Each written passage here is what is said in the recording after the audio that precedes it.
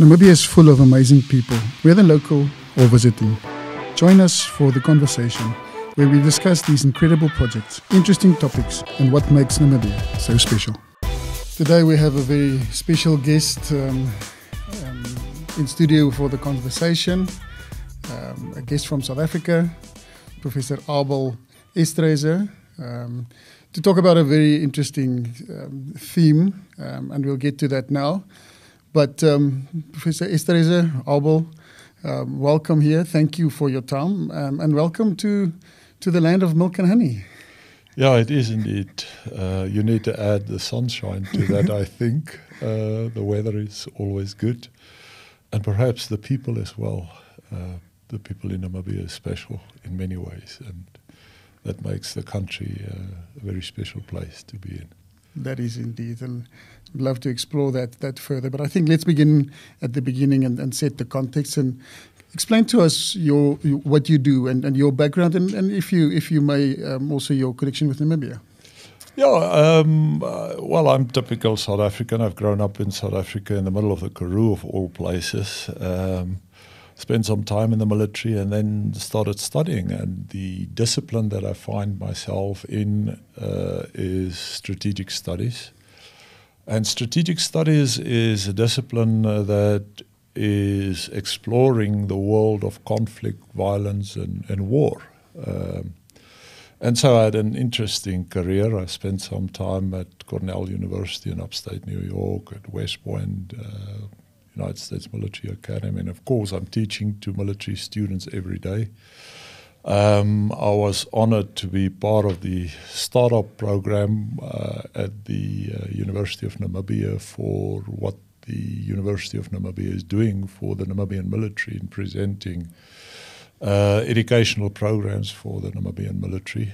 And yeah, so I'm in Namibia at least once or twice a year to lecture to students at the University of Namibia for 2 or 3 weeks at a time, which is always an unbelievable experience and for a variety of reasons. So that's in brief where I find myself. Let's go deep quickly, if we may. And I did some research on you, and I find it fascinating, your field of study, your field of expertise. And let me start with a very basic question. Maybe it's not that basic, but why do we experience conflict? Why do we fight? Well, I think it's a very basic human trait, and it's to be found in the fact that we are different. Not a single one of us is the same. We differ in our personalities. We differ in our interest. We differ in our orientations. And the idea of difference is to be found at the root of many of the conflict we're seeing in the world today. So I think conflict is one of the most basic trends that you will find in humanity. In fact, if you explore and you look at the history of conflict, violence, and war throughout humanity, we are indeed very privileged to live in the era that we are living in at the moment, because it is perhaps the most peaceful time in the world, in the history of the world, that we've ever had. And that in itself is saying something about humanity. We've come a long way. We're not there as yet.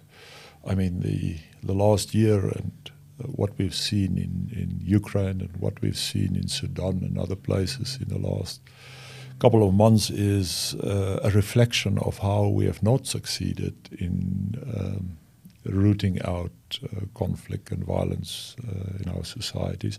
But yeah, there's actually a question hanging over whether it is possible to root it out and to get rid of conflict, violence, and war in society. And I think it is such a basic characteristic of humanity that I don't think it is possible, but that's my personal view. If you talk to people in the religious and psychological environment, they may have different opinions about it, perhaps, but I'm too much of a realist to think that you will be able to root it out, I doubt.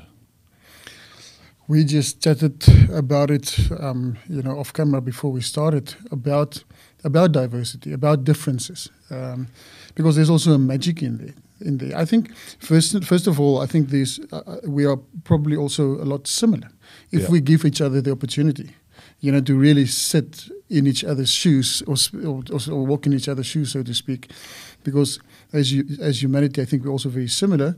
But there's also a gift in our differences, a magic in it. Yeah, I think there's a lot of variables that comes into play if you start talking about the peace process and what is responsible for peace in societies at large, and perhaps the idea of security has a lot to do with it at an individual level, but also at a collective level. To what extent people feel secure, to what extent people feel safe. And let's be honest, I mean, it is impossible to explore, I think, the positive in the commonalities and in the positive in the interaction between people if you're sitting with a situation where people are feeling insecure, where people are feeling unsafe, where people are not at ease. The moment you create that kind of environment, whether it is in the collective or in the individual, it becomes impossible to explore the good of humanity. And so it's always a question as to what extent you can create stability, peace, security as the fundamental requirement for building societies, for building good families, for building good companies. That, I think, is the first order requirement, the fundamental requirement. And it is fundamental because every single one of us has an interest in peace, has an interest in security. And so I think that's where we need to start to talk about conflict and violence, as to how the opposite process is possible in creating peace and security. I absolutely love that, and I so strongly identify with that in terms of our personal experience at Gondwana. Through COVID, no one was secure. Yeah. We all had this fear, and in that process, how we really stood together, and me personally really tried to encourage the people to be creative in difficult times, and it was just impossible. Yeah. It was just impossible in that fear state for people to be creative. And then, when the risk, went away more or less, and when we really got secure, and we really approached COVID through that. Maybe you wouldn't know, but we didn't retrench anyone. We really protected our, each other in that sense. But when that fear went away, which is more or less about now 12 months ago, there was this explosion of creativity, that explosion of confidence, of we've got each other's back. It was phenomenal. It's almost a new discovery in what we have. It's almost a discovery of things we didn't know about. Perhaps from a more theoretical perspective and from my discipline, there's always sort of 7 domains, 7 areas of peace that you need to explore, and that you need to consider in order to think about peace and security. Of course, there's a political environment that always matters, irrespective of where you are in the world. There's the economic realities, but then there's a social, cultural dimension to it. There's always a geographical dimension to it, because geography matters. Where you find yourself in the world is important. There's a technological dimension to it. And then, of course, there's a historical dimension and what I want to call an operational dimension, or then a functional dimension. And it's sort of generally accepted that if you cannot succeed in building that round wheel where you are bringing all those 7 contexts in alignment, you're always going to sit with some form of insecurity, and I think that's the essence of what a company like Gondwana is also about. If you if you address also the social background of the people, the history of this country, explore that, the geography of the environment we're sitting in, and all these 7 key areas, you need to consider and bring each one to the table eventually to establish the kind of environment that you are looking for to grow a company like Gondwana. So it's a complex, multi-layered and an interesting phenomenon if we start talking about security and peace. But I love that, and even the breakdown to the individuals. We have the saying where I lead me before I lead you. Yep. If I'm not secure, yeah, I can try to lead you, but it's inauthentic.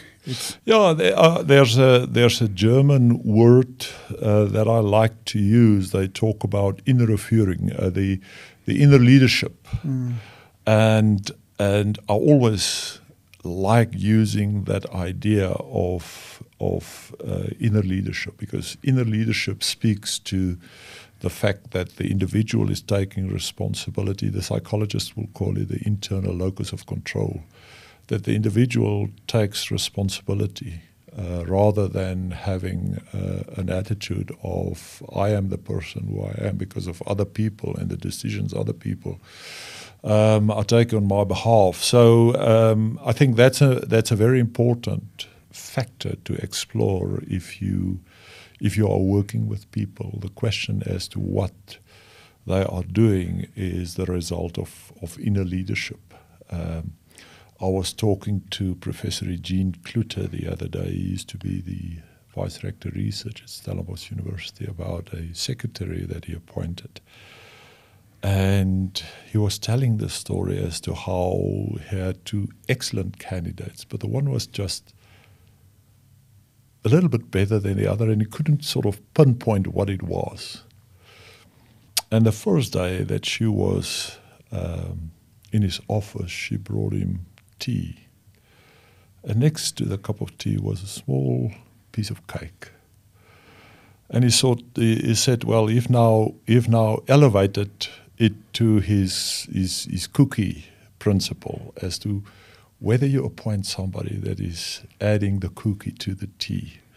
And that is speaking of taking ownership, of inner leadership, of owning what you are doing. And I think this is precisely what you are looking for in a company like Gondwana, where you're working with people that is taking ownership on many levels, taking ownership of the country, because you're working with foreigners quite a lot, taking ownership of the company, taking ownership of the lodge or the area where they're working, and eventually taking ownership of themselves. And it goes back to the foundation of security. Absolutely. Are they secure enough to do that? And I'm worried, and please take it from who it comes. I'm known as a bit of a corporate rebel, but I'm always so worried that we in a corporate environment, and we always say Gondwana is not corporate. We're just a bunch of entrepreneurs and dreamers and idealists thrown together. But that sometimes we do these self-inflicted constraints, called policies and risk management and all those things, where someone says, but am I allowed to put the cookie next to the tea? Yeah. Because the security is not there. Yeah, I think for me that's always a question of, every single company has a bureaucratic foundation, I almost want to call it the corporate army that's making sure that the paperwork is in order. And you have the other side of the coin as the operational army, the area in which you ought to do things. And it's always a question as to which one of those 2 worlds plays the leading role in taking the company forward.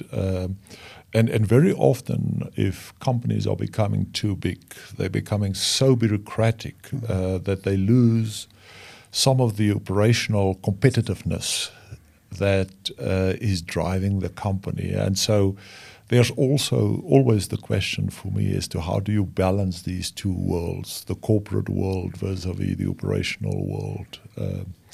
And the interesting thing here is that, I mean, the corporate world wants to mold people. The corporate world want people to be in line, to use the same way, the same standard operational procedures, if I can call it like that. Whilst in the operational world, people tend to be to let it go and to do things in line with what the situation dictates. Absolutely. And take the rules and apply the rules, and apply the rules in a way that suits the environment they're operating in. It's almost that judgment application through judgment and judgment through application. Which one is the? But I think that's quite important. What is the driving world in your company? Is it the operational world where things ought to happen, or is it the bureaucratic world where we are doing things in this way and this is the way we're doing it, and don't come and argue with me about it. I'm the bureaucrat, sign on the dotted line type of thing. And But I love, and you use the word balance, and you know, it's like with so many things in life, that is the answer. It is the balance. And if I was alone in charge, we would have no rules whatsoever, and that is also not the solution. You know, and you need that balance. And I often found, and let me ask the question: what is the role of trust in this? Because you know, when you sit at the top, you can either try to control. yeah. Through structures and policies, you know, which is I found ridiculous, because exactly like you said, life happens every day. People must make the decisions on the ground. And the alternative is just to trust. Well, trust is the cement that is keeping a company together, and the reality of trust is simply that the more you trust people, the more you can decentralize decision making. Trust allows you to decentralize the decision making. If you decentralize decision making, you empower people to do what must be done. If you trust people, you know that they will act within the parameters of your vision without necessarily emulate you in what you are. They will live your vision without being you, if I can put it like that. The more you lack in trust, the more you need to centralize decision making, the more you need to centralize what you are doing. And I think the challenge for a company like Gondwana is just that, to appoint people that you can trust in an absolute manner. The more you can trust people, the more you can allow people to operate within the parameters of the law, if I can put it like that. But within the parameters of what is allowed within the context of your standard operational procedures and guidelines. And then they start to own your vision for your company. And they do what is in line with the vision, not what is in line with what the bureaucrats necessarily dictate from you. They take ownership of your company. And I think trust is perhaps the one most critical factor in building successful business.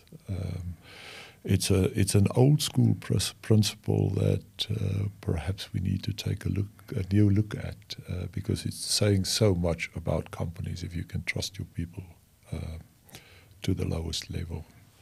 And I'm humbled to say that just the other day I had a conversation with one of our big clients who said, if you look at one of the trends in tourism, it's more owner-managed lodges and smaller lodges, and we don't have that.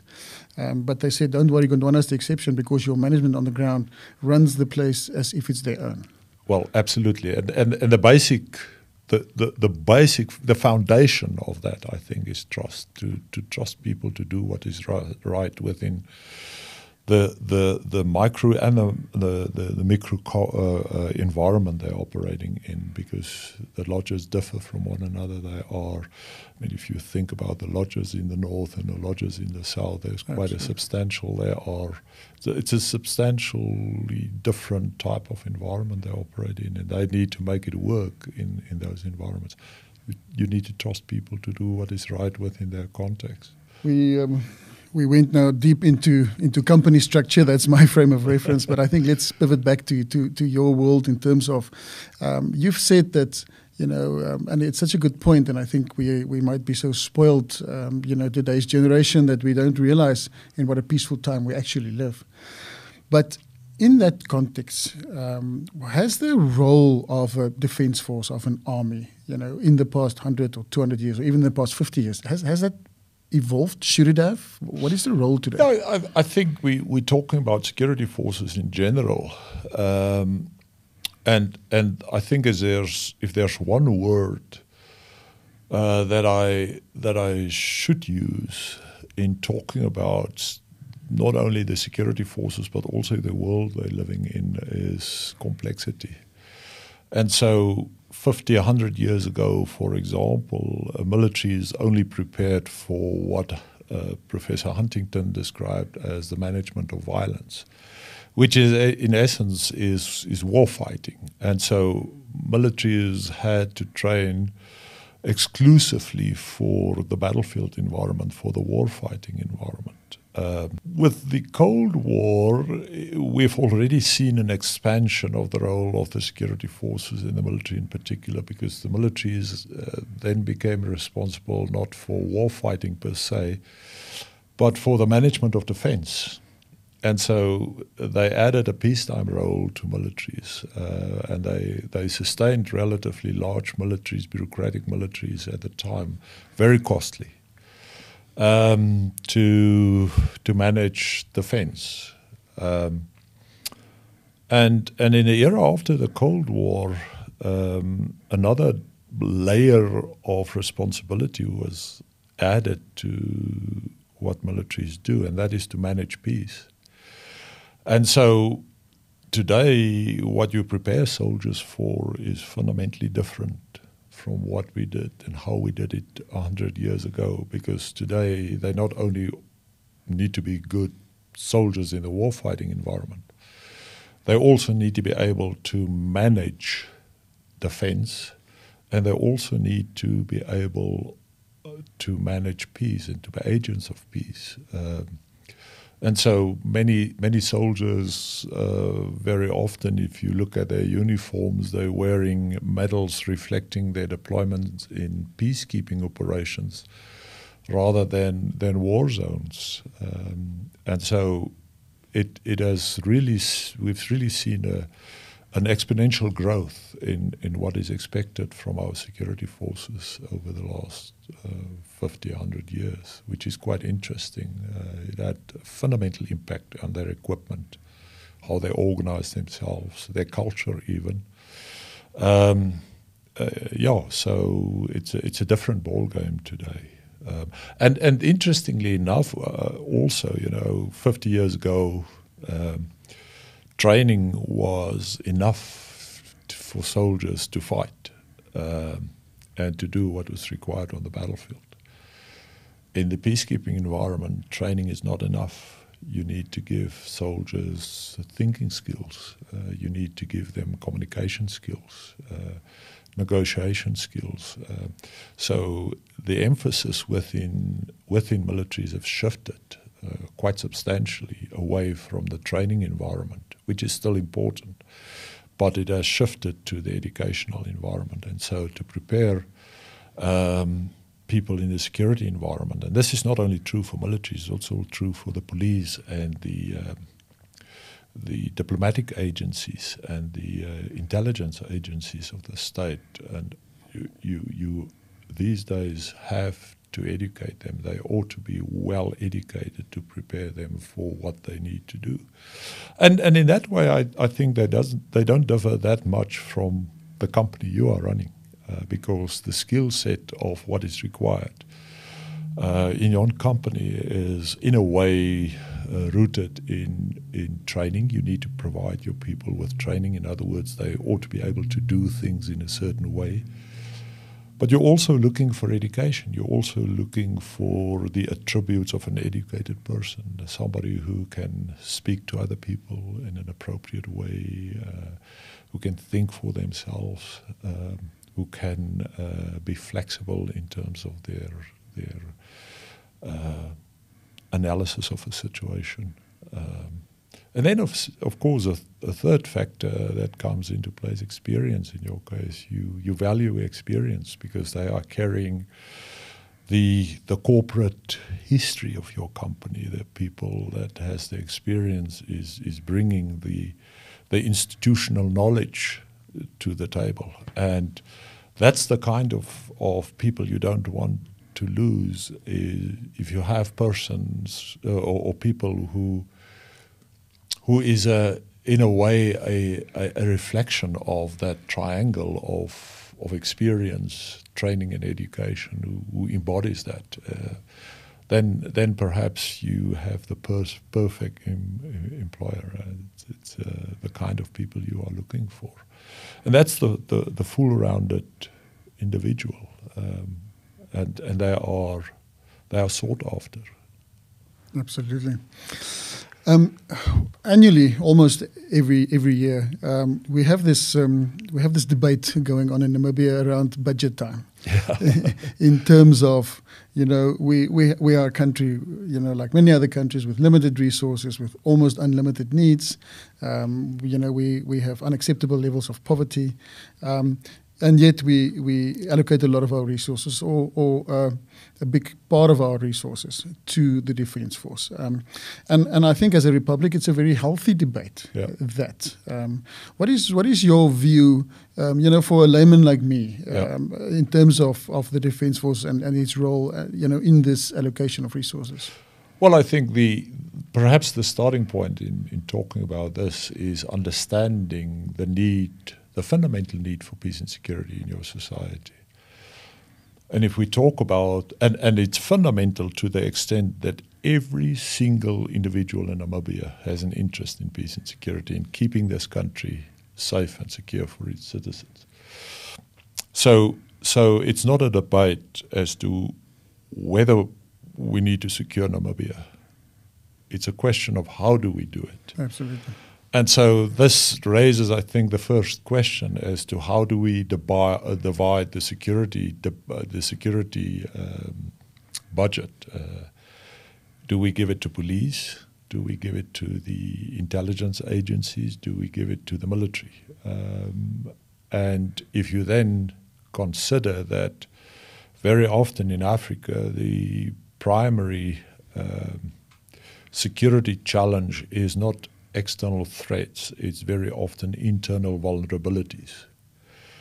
Then you are confronted with a very difficult choice in terms of the defense budget, because internal vulnerabilities often leads you in a natural way to the police budget and the intelligence budget. And indeed, there's problems with deploying a military inside your country against its own people, because the military has an adversarial mindset. They're looking for an enemy to fight, and so there's a challenge in deploying your military inside your country. But that being said, the military is also such a critical factor in the fundamental need for security that if you fail in providing security, you're failing every single citizen of this country. So you cannot not provide the military with a good budget. The downside of a military that is not well funded is a deprofessionalized military. And a deprofessionalized military is in itself a threat to the security of the country. So the one thing that you want to do is to provide the military with enough money so that they can, at least the small military that you have, that they can professionalize themselves. You will rather have a small military that's very professional than a large military that is unprofessional. And that's often the challenge in Africa. We're sitting with a huge problem in terms of coup d'etats in Africa, and much of that challenge has to do with the fact that large militaries are often seen as a sign of almost something to brag about, but they're actually a danger to society. So rather go for a small military that's highly professional. That's the first point I think to make. The second point to make is to align your military with the kind of threat environment that you are confronting. And this is a difficult thing to unpack. But I mean, you don't have to be a rocket scientist to know that Namibia is not facing a substantial external threat. So you're dealing with internal vulnerabilities. And then you need to ask, okay, so what is the role of the military in addressing internal vulnerabilities? And there's a lot of roles for the military in addressing internal vulnerabilities that they can be deployed in such a way that they are not a threat to the people. Using your military in counter-poaching operations, using your military to secure your ports, your harbors, your borders.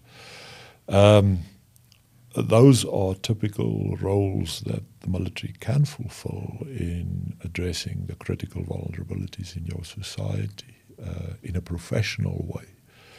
But that is the requirement, keeping them professional, training them well, educating them well, equipping them well.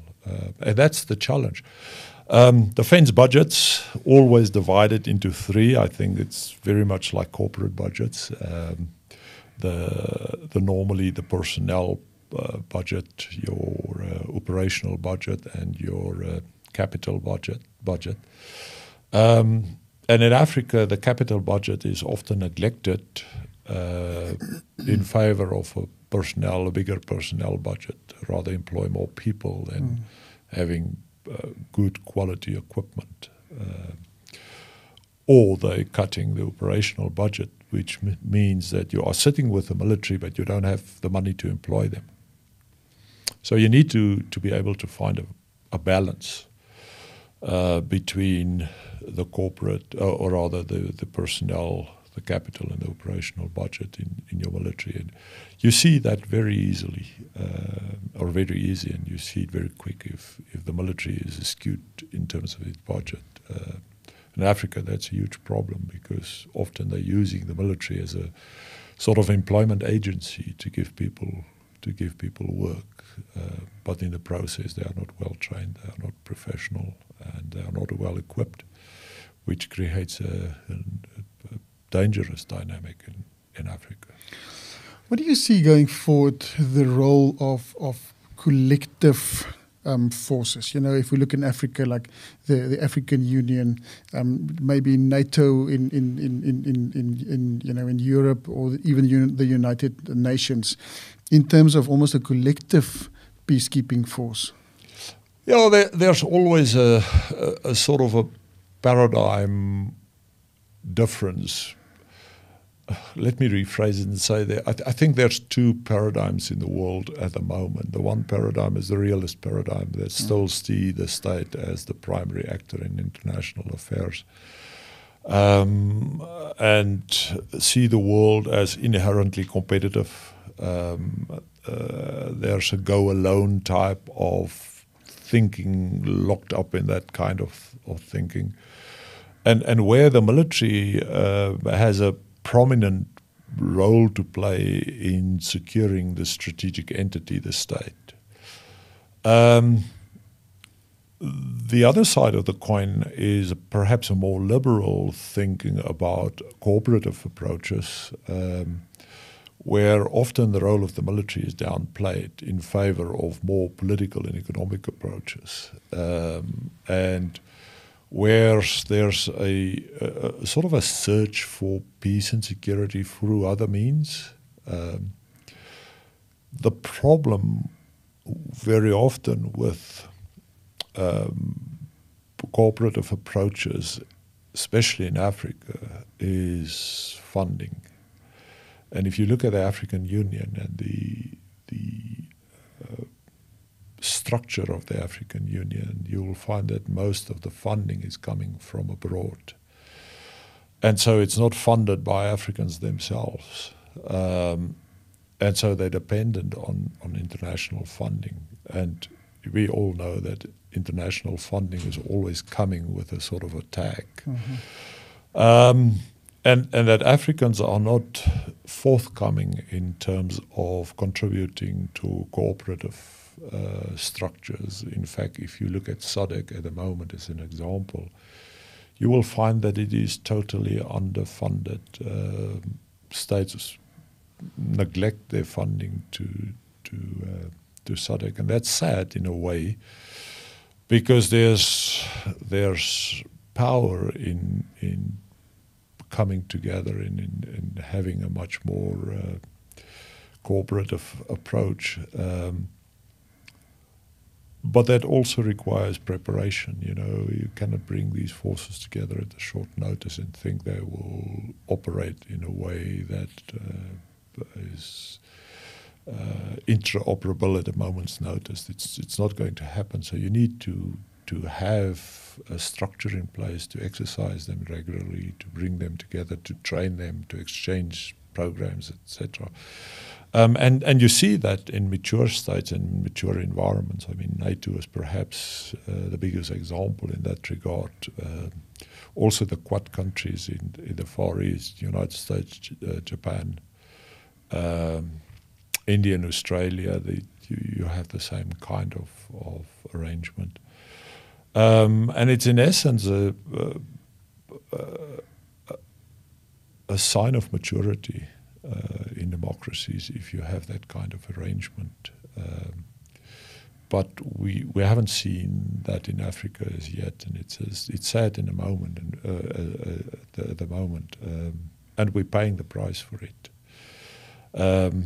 There's a lot of lip service to do to have cooperative approaches and bring it together, but we don't see it being operationalized when it comes down to budgeting and it comes down to doing things. It becomes a different ball game. And then if you're also sitting then with forces that's not very well prepared, you end up like the forces in Mozambique at the moment, where they have deployed the SADC forces, but there's a difference between deployment and employment, and they're not very effectively employed at the moment for a variety of reasons. That has to do with an intelligence network that ought to be built, and it takes time. Doctrine and technology that's not in place. So we have a long way to go in Africa to, I think, be successful in doing that. I don't see that happen successfully in the near future. And there's also, I mean, you have frozen conflicts in Africa. We've seen forces being deployed in the DRC at the moment. I mean, that operation is running now for the best part of almost 20 years. And we haven't seen the UN forces, African Union forces, having any strategic effect. They are deployed. They are sometimes even employed, but you don't really see the end of their employment because there's no real strategic effect. The moment you take them out of the situation, the chances are very well that the country will slip back into conflict. So it raises more questions than it answers. To go back, some of the collections that you've just mentioned, it's so interesting. Right up front, we spoke about the foundation of conflict is our differences. And if you look at some of those collections, those were countries a century back. They were at war with each other, and today they are very close aligned. And I think especially here in Africa, Namibia, South Africa, we have a very diverse history. We have a very conflict-rich history, and yet that differences. And I speak for my own country now. We've to a large extent, and the work's never done, but we've turned those differences into a bit of a nationhood. and that sense of yes, we are different, but we are also one. I think, and this is where I want to go back to the 7 environments of peace that you need to create. And I think one of the critical factors for Namibia that have played out in its favor, perhaps, is the historical context of Namibia. I mean, if you just consider this country and the amount of violence, conflict and war we've seen in this country over the last century. And in a way, I think it has played out in a positive way in society, in the Namibian society, and to the extent that they know and they've experienced conflict and they know what war and conflict is like, and what it is doing to a society and what it looks like if people are dying in conflict. And I think from an outside perspective, I think the Namibians have done an outstanding job in capitalize on the historical experience of the 70s and the 80s, to be specific, and to transform that into a peaceful country and a peaceful settlement, and sort of harvest the richness of this country in a positive way in developing peace. And if you then consider, I mean, between South Africa, Botswana, Namibia, to some extent also Angola, Zambia, Southern Africa in the last 30 years have become a relatively peaceful place. What we've seen in Zimbabwe and now in the northern part of Mozambique is the exception to the rule. It's not the rule. The rule is countries that have tried to mature the experiment of democracy. Democracy is always an experiment, whether it is a 300 years old experiment, as in the case of the United States and many countries in Europe. I think the Namibians have done extremely well in capitalizing on the history of conflict, violence and war in the society, in creating the peace that you have between the peoples of Namibia. Bringing, as Paul Moorcraft has said, African humbleness, German efficiency and Afrikaner hospitality together in creating the society that you have at the moment. And let's be honest, if you're coming from outside, there's something unique about Namibia that you can't explain to other people. It has to do perhaps with the geography of the place, the wide open spaces. It has perhaps something to do with the efficiency and the effectiveness that you're doing things with. The fact that you have well-established infrastructure, and not many countries inherited the quality of infrastructure from the colonial past that Namibia inherited. You were in a position to capitalize on the infrastructure that was left behind. So there's a number of, I think, positive variables that allowed you to build the peaceful society that we are seeing in Namibia at the moment. Even the diversity of the people, having a positive diversity and building on the positiveness in the diversity, I think that's quite important.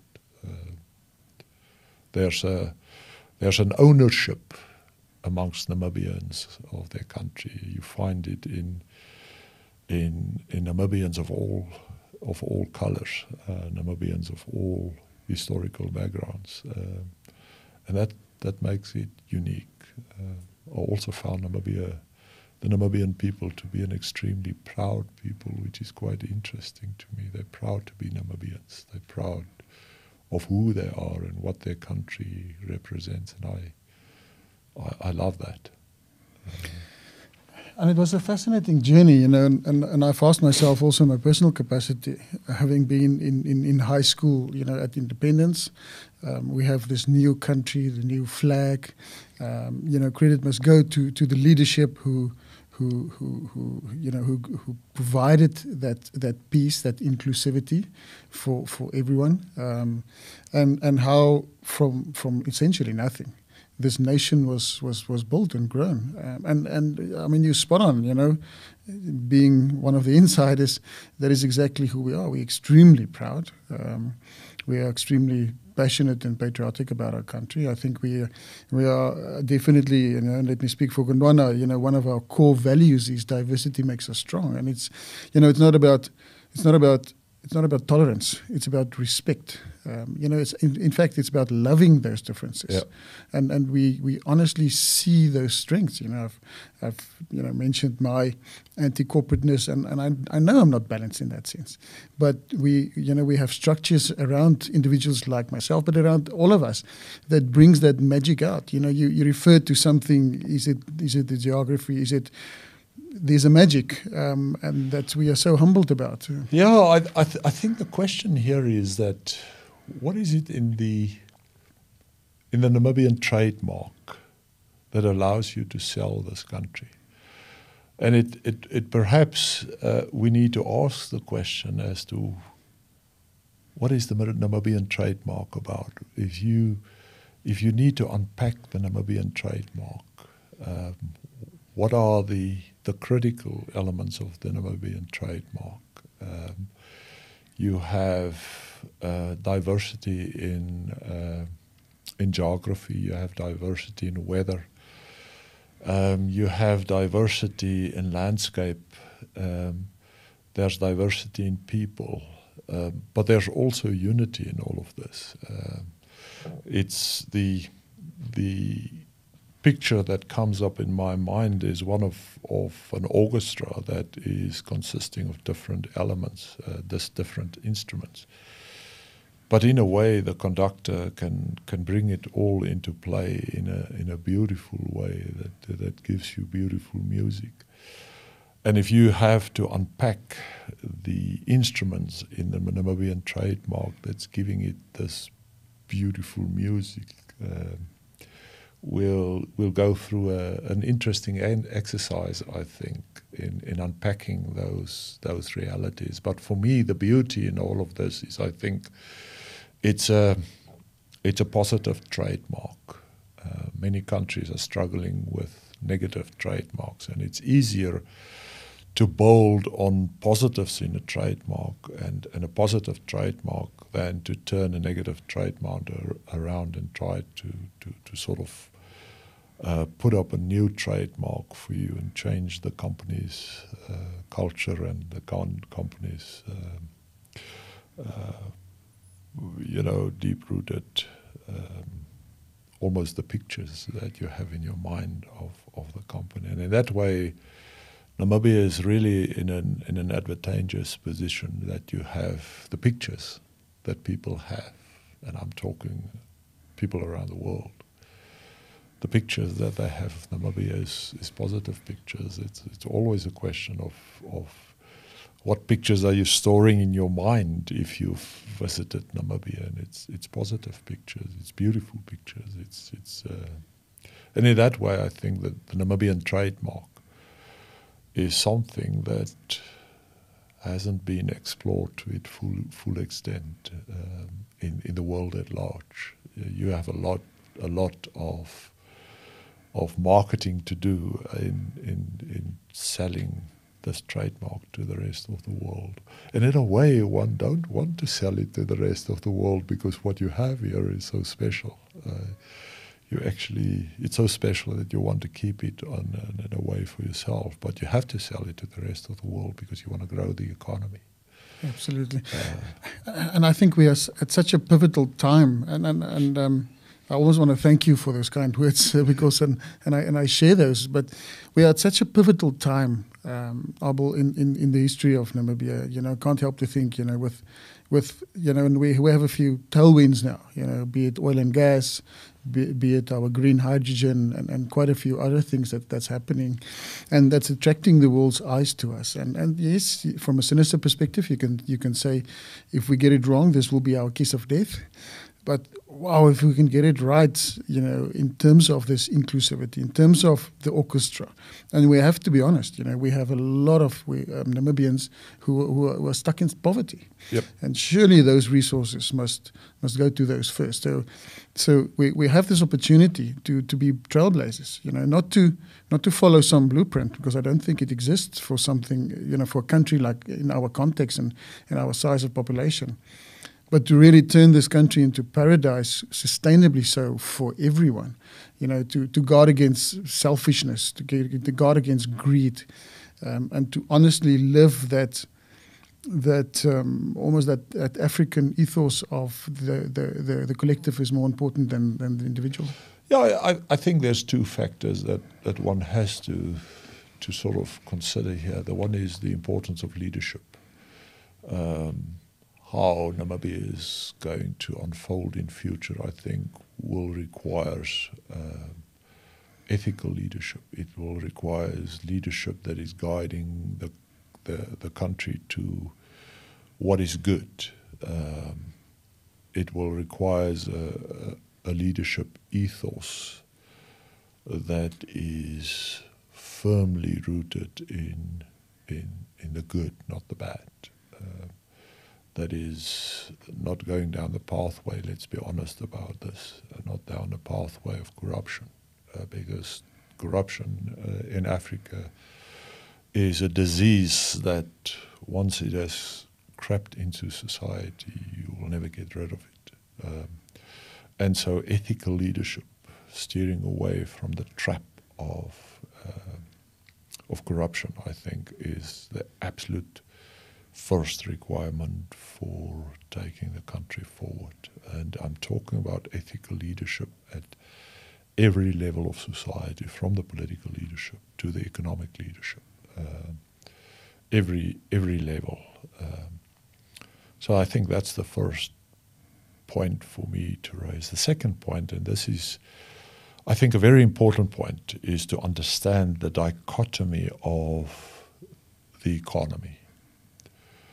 That you will not be able to raise the poor if you don't have the capital, the expertise, the know-how of the rich. And I'm putting the rich here in inverted commas. Let's talk about the educated classes, the more well-funded part of your society. If you cannot capitalize on what they're bringing to the table. So it's so critical to understand that you cannot take from the one to raise the other. This is not a scale. You need to capitalize on the both sides of that equation. It's a synergistic relationship that we are talking about here, and you need the capital of those who have. You need their expertise. You need their leadership. You need their entrepreneurial spirit to raise the poor from where they are. And I think this is, and it's going to be critical in taking the country forward into understanding that, yes, the rich is going to get richer, but unfortunately that's the price you have to pay for uplifting those in poverty, because then everybody becomes richer. It sounds very, very strange to say that to people, but I think you are in a unique opportunity to do precisely that. In many other societies, they have the idea that you first have to break down on the one side to build on the other side. They don't understand the synergy between the two worlds, the world where you have the expertise and you have the capital, you have the know-how, you have the entrepreneurial spirit, and you need to capitalize on that. I absolutely love it. I think it's so fundamental for our future, capital, skills, and labor. Yeah. And we need all three. And each one of those in isolation is worthless. Yep. But it goes back to the foundation of security and trust. Yeah. Because if you're going to force one or two of these three, it's not going to work. Yeah. Capital will run away. Skills will run away. And I think currently we live in a healthy society. Labor is organized.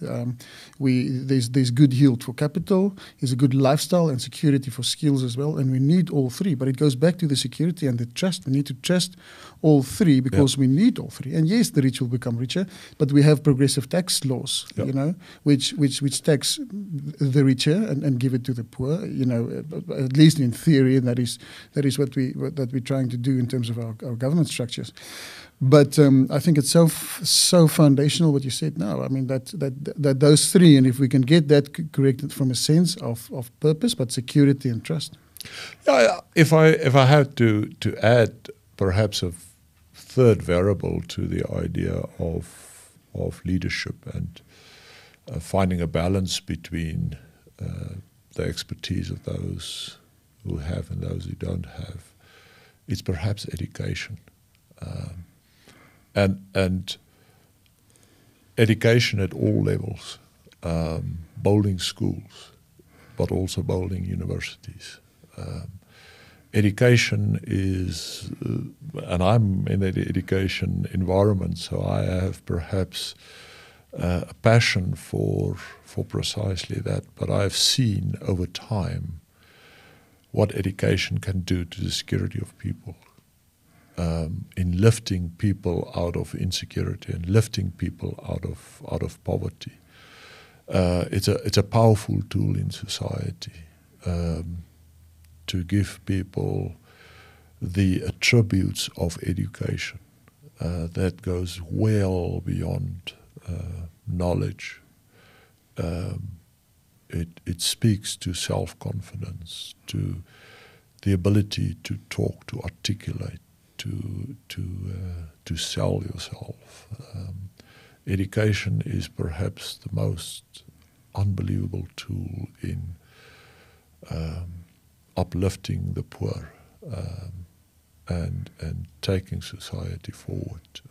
Leadership is important, business is important, but education is the one critical factor in society that ought to contribute to making it a better society. And in terms of education, I mean, you have so much to capitalize on here if you just think from a tourist perspective. And that's where you need to build your education. You need to build on what you have. What are the needs of your society? Where are the sectors that are growing, and where's the strength that you need to reinforce through education, because you need to grow the strength, so you need to reinforce strength, and you can do it through education. And I think there's also, this is where you can build the bridge between the political environment, the economic environment, and the educational environment. It's becoming a critical triangle for success in a way. Absolutely, and I must say I'm quite inspired by the youth in Namibia.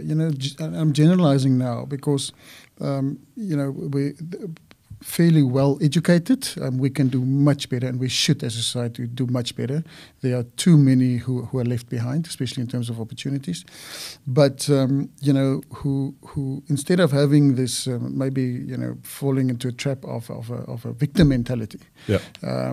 So because for me, the gap that comes with education, and unfortunately we do have some well-educated youngsters who are unemployed.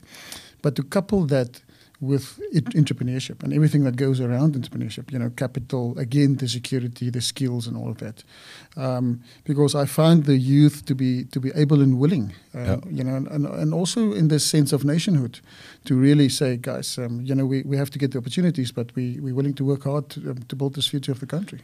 Yeah, I think it brings together a whole range of factors that we've already talked about, taking responsibility, capitalizing on skills and expertise, But I have to say this, I've been involved at the University of Namibia now for the last 10 years, and I've seen the growth in my student population in Namibia, or at least in my classes. Let me first say this, and I'm often joking about this if I talk about the University of Namibia, but it's the most well-dressed, well-behaved students that you will find around the world, and I've lectured at quite a number of universities around the world, and this is the one thing that brings me back to Namibia every time. Students are so well-dressed, they're so well-behaved. There's an inquisitive there, they want to learn. There's a willingness to work that I found quite interesting in Namibia. And so I think you have the human capital to do what ought to be done. You have the human capital, and that's one of the trademarks, I think, that one of the variables in your trademark is the quality of your people. And that's a sort of a positive quality that you need to explore, and you can only explore that quality through quality education. I think that's so important. If there's a hub in Namibia that I think, and I'm sort of pleading with the Namibian society, is to take ownership of your university, to take ownership of your educational institutions, not only relying on government for the provision of funding, but to get involved in the programs, to support the programs that is aligned with your company or your industry that you're working in, and make sure that those programs are well funded. Perhaps sponsorships. That's critical to develop the human capital in Namibia. I think it's absolutely critical. I want to end off, if I may, with our country, with Namibia, and then with Gondwana. You come here often to do lecturing, like you said. Do you get the opportunity to explore the country? Oh, what people don't know about me is that I'm an adventure biker. So my wife always jokes about me if she hears that I'm on my way to Namibia to go and lecture at Namibia, that I'm always spending more time in working out the precise route that I will take to Namibia, because I have a map of Namibia in my office with these little, what do you call them? And I have a mission that one day I will be able to say I was in every single little town in Namibia with my motorcycle, and I'm well on my way in doing precisely that. So it's an interesting journey that I'm on. So every year I'm coming here, I'm exploring new grounds, and I've toured Namibia on many occasions and many times. In fact, last year I have 11-year-old twin daughters, and so I introduced them to Namibia last year. The three of us did a 3-week tour through Namibia without their mum, which was an unbelievable bonding experience for me with my children. But it also they fall in love with the country, and they were actually asking me why I'm going to Namibia without them.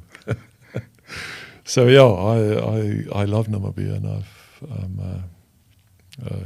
I hope that one day I will join the Namibian University on a more full-time basis. But that's forthcoming attractions. And your favorite part or favorite little town so far?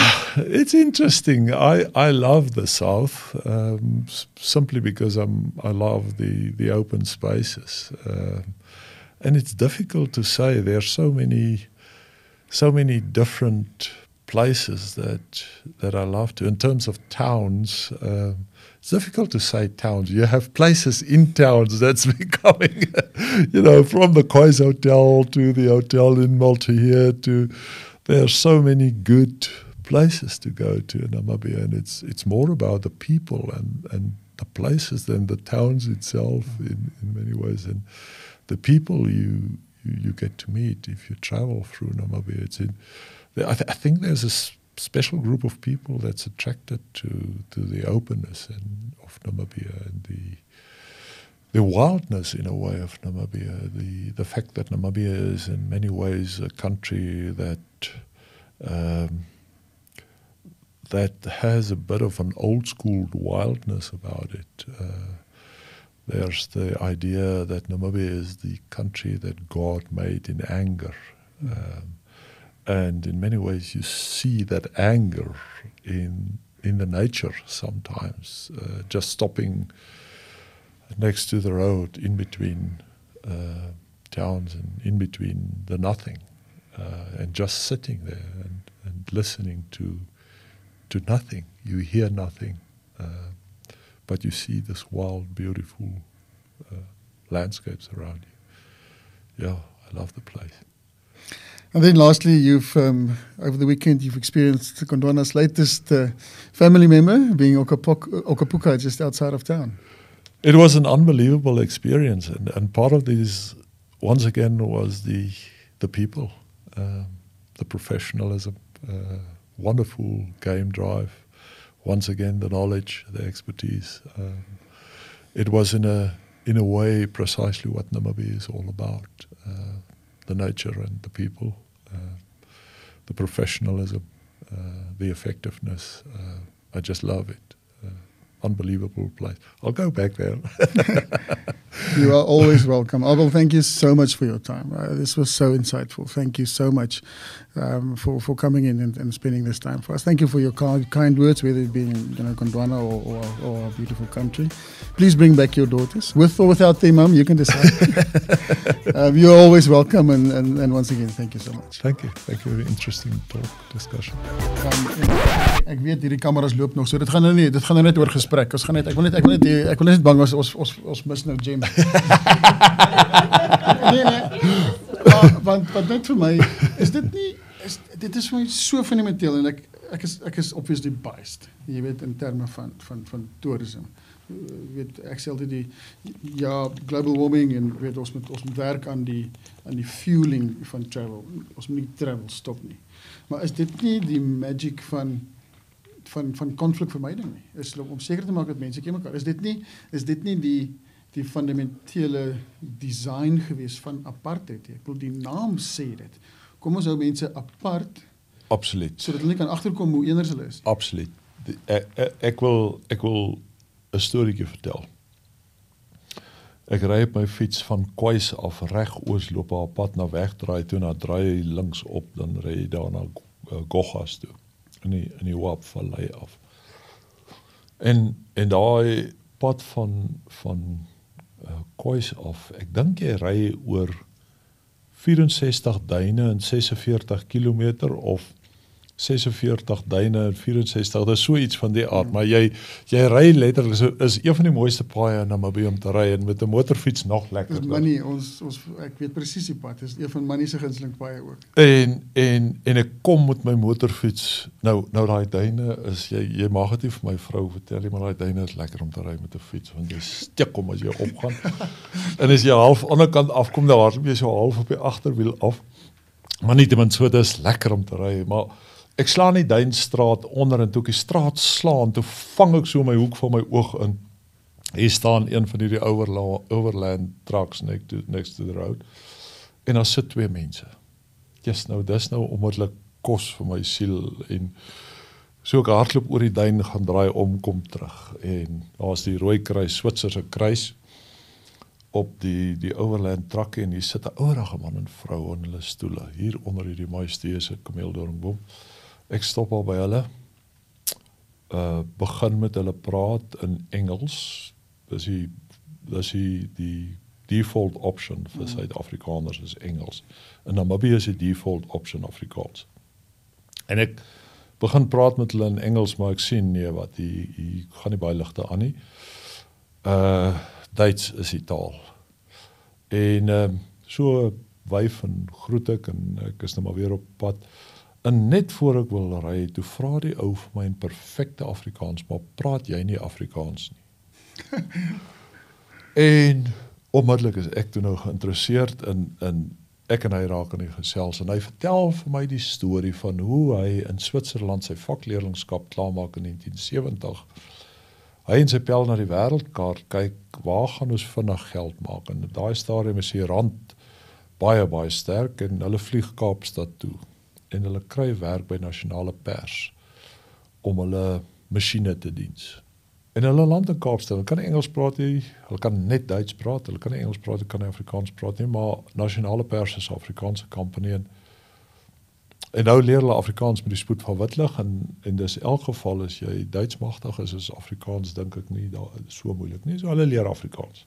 Maar die interessantheid van die gesprek, en dis toe nou waar die middag toe nou lank raak hier in Namibia onder 'n kameeldoringboom, is die absurditeite van 1970 Suid-Afrika. En om na jou land te kyk deur die oë van iemand anders wat presies dit ervaar het, hoe apart mense was. Wat hy vertel van hoe hulle uiteraard, hulle is blue-collar workers, hulle werk in die blue-collar omgewing hier op die vloere, en hulle hoofsaaklik met die breinmense in die Weskaap in aanraking kom, hulle leer hulle Afrikaanse taal aan, en dit was ook nie lank nie, tot hulle elkeen 'n girlfriend uit daai omgewing uit, en net die absurditeite, wat hulle moet deurgaan net om hulle girlfriends te entertain, net om tyd te spandeer saam met hulle, net om in 'n huis saam met hulle te kan eet. En dan besef 'n mens die ver pad wat ons gekom het, maar jy reflek ook op 'n geskiedenis wat hom nie weer moet herhaal nie. En op 'n manier ontwikkel jy begrip vir hoekom sekere mense is wat hulle is. Omdat die seer wat aangedoen is aan mense, gaan jy nie oornag uitvee nie.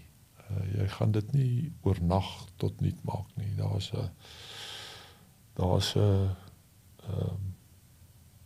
'n seer wat jy moet hanteer. Ek sê altyd mense, jy weet, dus die boere het die Anglo-Boereoorlog geveg in 1902.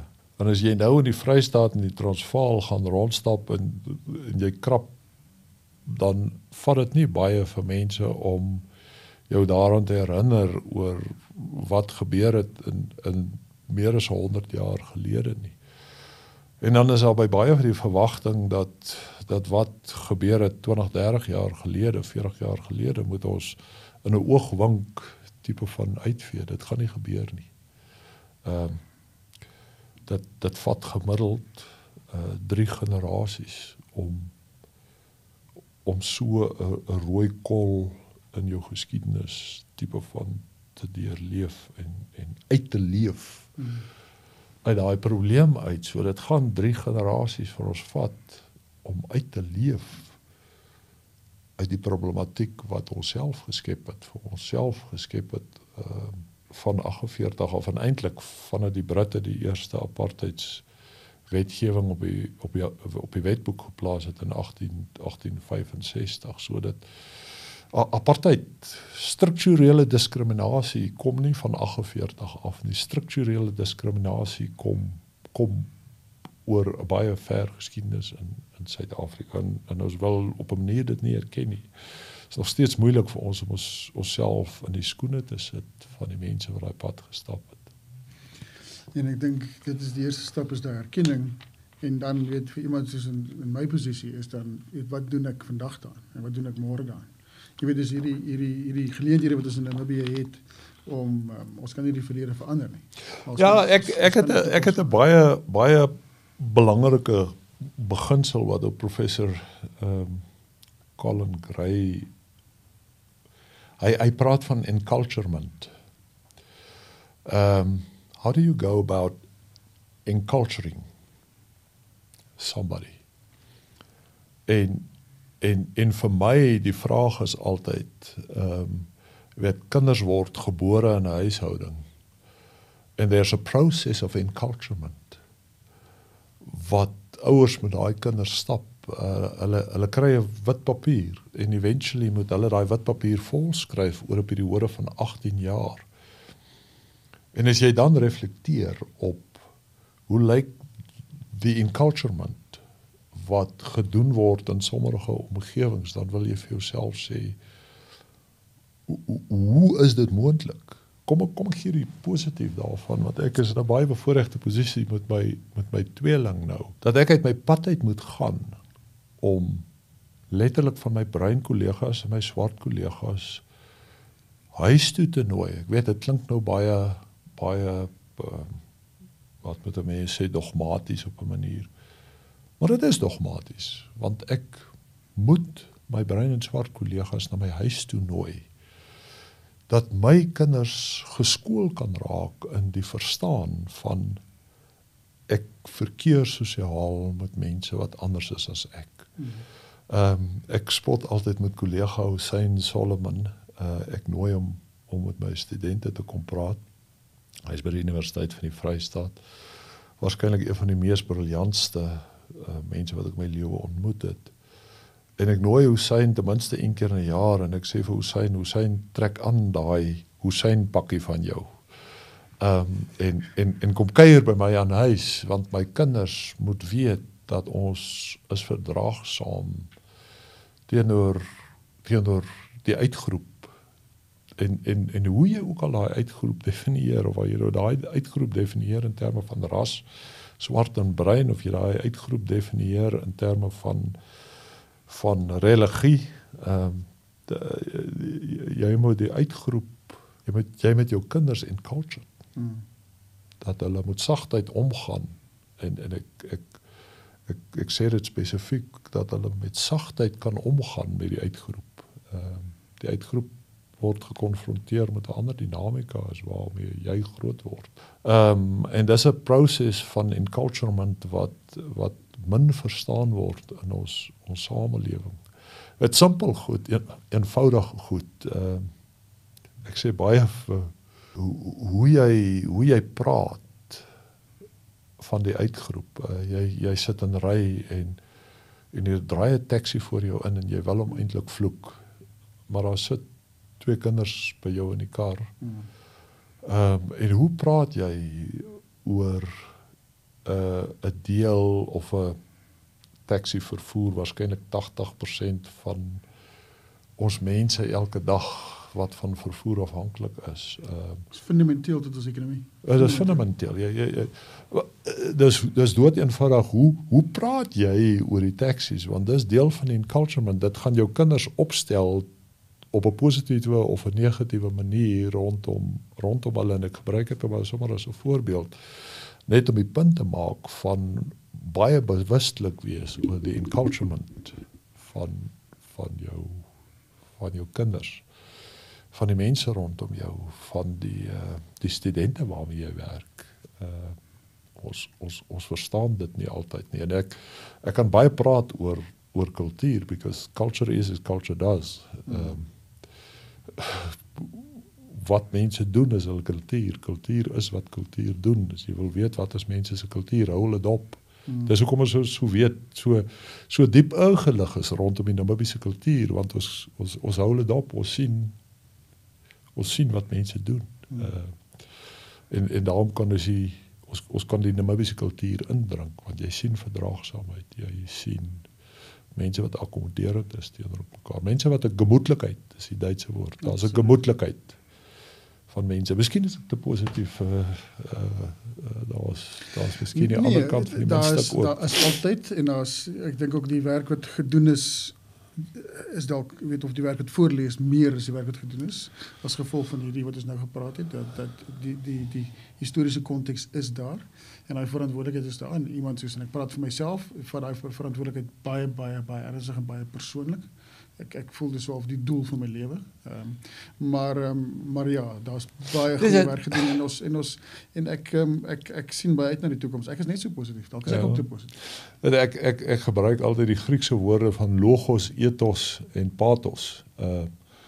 Logos, die woord en die logika van kennis. Hoe gaan mense in 'n samelewing om rondom kennis? Is mense ingelig? Is mense slim in wat hulle doen? En met slim bedoel ek nie, hulle moet akademies slim wees nie. Ek bedoel dat mense moet die woord hê in terme van kennis om te doen wat gedoen moet word. Dit help nie, jy het kennis, maar jy swem die rivier op nie, terwyl die stroom van kennis wys dat jy eintlik moet omdraai en saam met die stroom begin swel, al is jy ook in die moeilikheid om uit te kom uit die stroom uit. So logos, die kennis, ethos, die verstaan van goed en reg, om te verstaan wat die regte ding is om te doen en ook hoe om goed reg te doen. Dis daai twee elemente van ethos, nie net om die regte ding te doen nie, maar ook om goed reg te doen. En dan pathos, die derde element is die omgee gedeelte, die vermoë om jou in ander mense skoene te sit. Die pathos is dood eenvoudig die verantwoordelikheid wat jy teenoor ander mense het om 'n lewe te lewe wat aansluiting vind by die kollektiewe op 'n positiewe manier. Pathos wat uiting gee aan die belangrikheid van omgee in 'n samelewing, die belangrikheid van bou aan iets wat baie groter is as jy. Ek dink daai drie idees lê altyd in my agterkop rondom logos, ethos en pathos. Come to think of it, as ek nou met die Namibia raad gee, is dit op 'n manier die raad wat ek sal gee want logos sluit tot 'n groot mate aan by leierskap om leierskap met kennis te hê, om te weet waartoe jy op pad is. Dit is vir my so voorreg, weet, om deel te wees van en ons praat baie en weer eens, soos ek gesê het, ons is idealiste, maar van 'n movement, soos ons sê, van Gondwana, want dit is absoluut groter as ons. En elke individu het daai diep liggende behoefte om sy eie doel te koppel aan iets wat groter as hy is. So hoe kommunikeer jy dit binne Gondwana? Hoe operasionaliseer jy dit? Hoe laat jy mense aanklank vind by daai visie? Want 'n visie moet op die ou end, ek het vandag in die klas weer met studente daaroor gepraat, jy weet, jy kan goed visualiseer, maar op die ou end word jy getoets aan die mate waartoe jy dit wat jy gevisualiseer het kan operasionaliseer en kan doen. En die sentrale vraag by enige vorm van strategie is altyd, can it be done? En jy hoef my nie te antwoord. Nee, ek is mal oor daai vraag. En dit is die tipe vraag wat mense soos ek moet antwoord. So, die hele ding wat in my kop opgekom het, is ons het ons praat baie keer van die 1000 jaar droom. Ja. Ons maak 100% seker dat dit gaan nie oor my nie. Ja. Het gaan nie oor Jessie nie, het gaan nie oor Jaco nie, dit gaan oor Gondwana is baie groter en belangriker as die individu. Ja. So die verantwoordelikheid wat ons het vir die toekomstige Gondwana. Ja. En in terme van hoe ons hierdie gesprek wat ons nou gevoer het in terme van selfvertroue en vertroue, hoe ons dit operasionaliseer, is 'n absolute gedesentraliseerde besluitnemingskultuur en struktuur.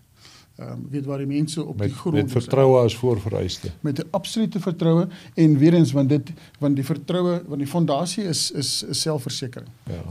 Is okay, ek gaan hierdie besluit maak. Weet wat as ek 'n fout maak, is ek nog steeds okay. Ja. En dit is wat vir my so snaaks was deur COVID, waar mense so gesukkel het dan. Ja. Daai insecurity wat jy trek amper so of in Ja. sielkundig en jy kan nie jou kop uitsteek nie. En waar Ja, jy sluit toe op meer as een manier. absoluut.